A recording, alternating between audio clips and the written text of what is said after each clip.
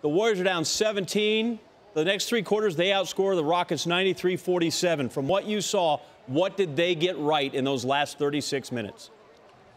Well, it certainly helped that you didn't have CP3 and they turned the ball over 21 times. We can't ignore that. But the reality is this game came down to a blitzkrieg. We witnessed just a raining of threes.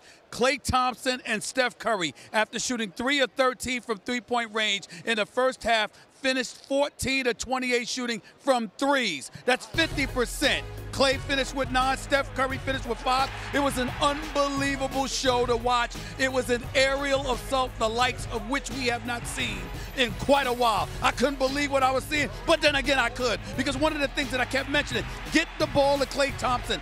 Find this man. Everybody's talking about Kevin Durant. We know he's a superstar. He finished with 23 points, still struggling from three-point range, but at least he had 4 turnovers today, which is 4 times more than he had in the last 2 games combined, which was 0. But that's okay. You got Steph Curry. He turned back into a 3-point shooter because they turned him into a 2-point shooter in Game 5. But Klay Thompson, after hitting 8 of his first 13 shots in Game 5 was virtually ignored. You cannot have that. This is one of the elite shooters in a game of basketball. They remembered that. They kept finding him, and this guy kept making it time after time after time again. I'm telling you right now, it was something that was special to watch. And if that kind of stuff happens in Game 7, we're going to be back here for the finals instead of Houston. Houston's going to have to find a way to shut that down because, boy, were they on fire tonight. 64-25 outscored Houston in the second half. I sense your enthusiasm for the performance. Klay Thompson had that kind of a blitz as well, Game 6 a couple years ago in Oklahoma City.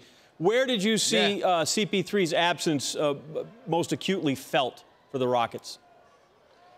No, like I said, the turnovers. They weren't handling the ball. They weren't dictating pace. You're up 17 points, and you sense that Golden State is getting warmed up. You're Mike D'Antoni. You've got a call for the troops to slow it down, take your time, what have you. But Golden State amped up its defensive pressure because they knew that Houston didn't have any ball handlers on the court outside of James Harden. So you trap James Harden, you suffocate him. Ultimately, you force him to give up the basketball, and you force others like Eric Gordon, Trevor Ariza, P.J. Tucker, even Clint Capella to a lesser degree to try and dribble their way out of situations and scenarios. They're not going to be able to do that over the course of a game. Golden State knew that, went in attack mode, and were like piranhas just going all over the place, draped all over Houston, and Houston was ill-equipped to handle it.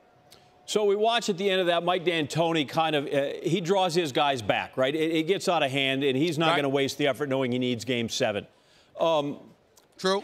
Having seen what you saw tonight from Golden State, when they're at their best, knowing how Houston plays when they're at home, which is terrific, give me your early vibe on a Game 7 here on Monday.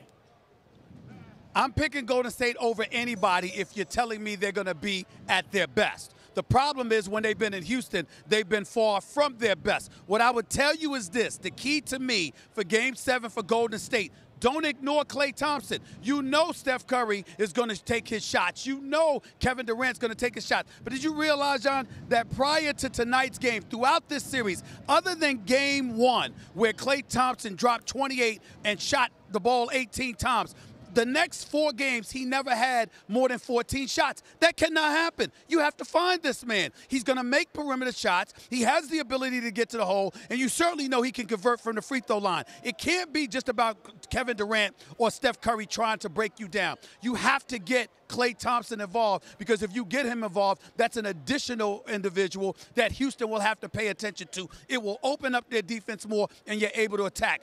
Golden State does that, I expect them to win. They forget about doing that and try to rely strictly on Steph Curry and Kevin Durant. I don't think that's going to work in Houston. That's not going to cut the mustard. Stephen A. Smith, done with us on SportsCenter here. You're going to be at midnight, Scott Van Pelt. Yes, we'll see you there.